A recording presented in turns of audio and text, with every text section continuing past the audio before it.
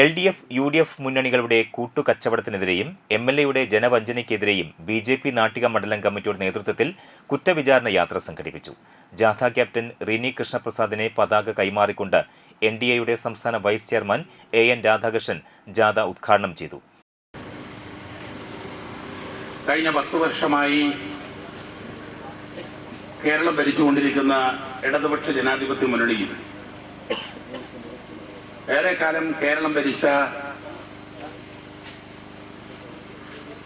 UDF Congress നേതൃത്വം കൊടുക്കുന്ന UDFും ഈ തെരഞ്ഞെടുപ്പിൽ കേരളത്തിന്റെ വിവിധ ഭാഗങ്ങളിലായി വളരെ പ്രധാനപ്പെട്ട രാഷ്ട്രീയ ജാഥകൾ സംഘടിപ്പിച്ചുകൊണ്ടിരിക്കുക. ഈ ജാഥകളിലൊക്കെ ഈ രണ്ട് മുന്നണികളും രാജ്യത്ത് വിദ്വേഷം പ്രചരിപ്പിക്കുകയാണ്. ജനങ്ങളെ മതത്തിന്റെ അടിസ്ഥാനത്തിൽ, ജാതിയുടെ അടിസ്ഥാനത്തിൽ വേർതിരിച്ച് രാജ്യത്തൊരു അപകടകരമായ സാഹചര്യം സൃഷ്ടിക്കുകയാണ്.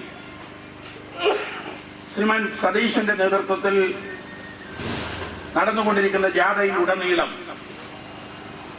ജമാഅത്ത് ഇസ്ലാമിക്ക് വേണ്ടി, ലീഗിന്റെ വർഗീയ രാഷ്ട്രീയത്തിന് വേണ്ടി രാജ്യത്ത് ജനങ്ങളെ ഛിന്നഭിന്നമാക്കുകയാണ്. അവർ ഉയർത്തിപ്പിടിക്കുന്ന മുദ്രാവാക്യങ്ങൾ മുഴുവൻ രാജ്യത്ത് അരക്ഷിതാവസ്ഥയുണ്ടാക്കുന്ന മുദ്രാവാക്യമാണ്. തൃശൂർ സിറ്റി ജില്ലാ പ്രസിഡന്റ് ജസ്റ്റിൻ ജേക്കബ് സംസാരിച്ചു. മുനയം ബണ്ടിന് വേണ്ടി അനുവദിച്ച 24 കോടി രൂപ ലാപ്സ് ആക്കിയതിൽ പ്രതിഷേധിച്ച് താൽക്കാലിക ബണ്ടിൽ റീത്ത് സമർപ്പിച്ചുകൊണ്ട് ആണ് ജാഥ ആരംഭിച്ചത്. നാട്ടിക മണ്ഡലത്തിലെ നടപ്പിലാക്കാത്ത കോടിക്കണക്കിന് രൂപയുടെ കടലാസ് പദ്ധതികൾ ഉയർത്തി കാണിച്ചുകൊണ്ട് നടത്തിയ യാത്രയിൽ താന്യം അന്തിക്കാട് പഞ്ചായത്തിന്റെ വിവിധ കേന്ദ്രങ്ങളിൽ സ്വീകരണം നൽകി.